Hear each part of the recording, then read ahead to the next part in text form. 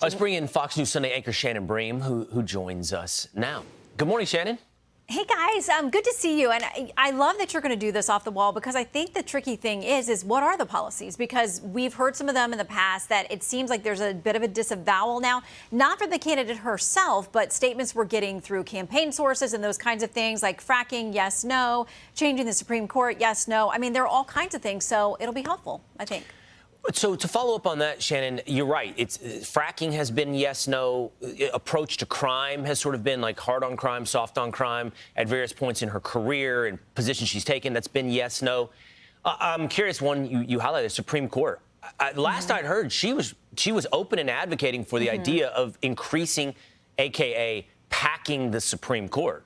Do we know? Is that also existing in the yes, no land? We still don't know Kamala Harris and what she'd do to the Supreme Court? Yeah, I think that's fair to say, because apparently back in 2019, during campaigning, she talked about having a conversation, being opening to adding seats. Then both she and President Biden during the administration were like, no, I don't think that's the best way to go.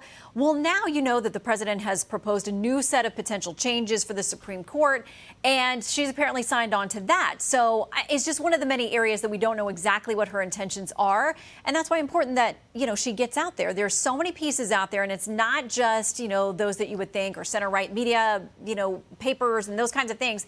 I mean, it's all over the media landscape now, where we're starting to see some of the mainstream media say, hey, we have questions that we need to get answered. So yeah, we'll see. I'm still waiting to see someone other than Shannon Bream asking those questions.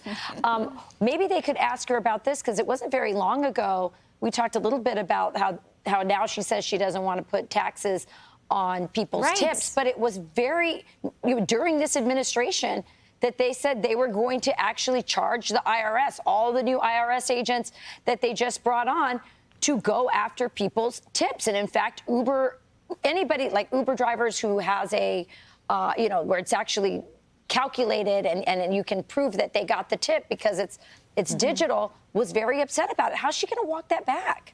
I do think it's really interesting that she has now talked about this on the campaign trail out west in places, like Nevada and other places, Arizona, where there's a very heavy hospitality industry.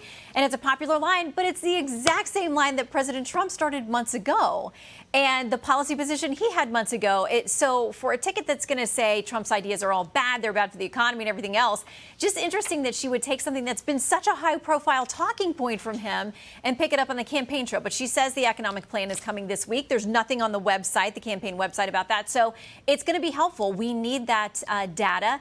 As you guys said, I mean, voting is starting within a matter of weeks, and we're still very much on the media honeymoon. So you got to wonder whether any of that correction is going to happen before we actually get to the votes that matter. Well, meanwhile, our government, I don't know, I guess maybe on autopilot. We're not quite sure what Joe is doing on a regular basis. We do have new images yesterday of him sleeping on the beach in Rehoboth, certainly not in campaign mode anymore. But he did take a moment to do an interview with another network, and he talked about his decision to drop out of the race. It's the first time we've heard from him directly about it. Here's what he said, Shannon. When I ran the first time, I thought of myself as being a transition president. I can't even say how old I am. It's hard for me to get out of my mouth. Although it's a great honor being president, I think I have an obligation to the country to do the most important thing we can do, and that is we must defeat Trump. So, Shannon, what do you make of what does the rest of his term look like? Well, first of all, he's got one more interview in the column than the current vice president, who since he stepped down, he's done more interviews than she has. It's only one. But we're waiting. I think that you guys know, and we've talked about this all over the channel and beyond, about what happens when you're a lame duck president, because we see provocations again. The Pentagon says it was an Iranian proxy that came after our service members, 5 people, including a contractor as well, injured at the al-Assad base. We're going to talk about that on the show this morning, the fact that there have been, 175 attacks since October. So, there are those who do not feel very worried about a Biden-Harris administration. You got to wonder how they feel now about a Harris-Walz administration. But he's talked about doing all kinds of big things before the end of his term. Does not seem like there's going to be the will on Capitol Hill to get any of that done. So maybe the most productive place for him is to, get some rest. What else is coming up this morning on Fox News Sunday?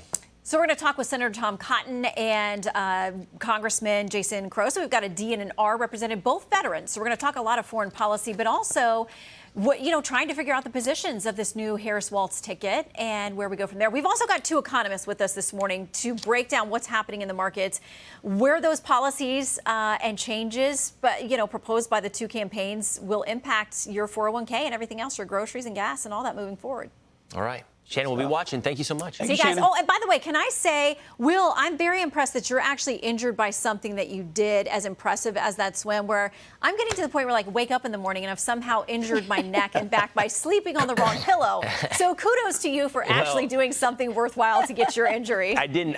Thank you for that, Shannon. I probably didn't factor in. This could be age-related as well. So you're younger than me. Thank you, Shannon.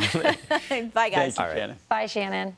I'm Steve Ducey. I'm Brian Kilmeade. And I'm Ainsley Earhart. And click here to subscribe to the Fox News YouTube page to catch our hottest interviews and most compelling analysis.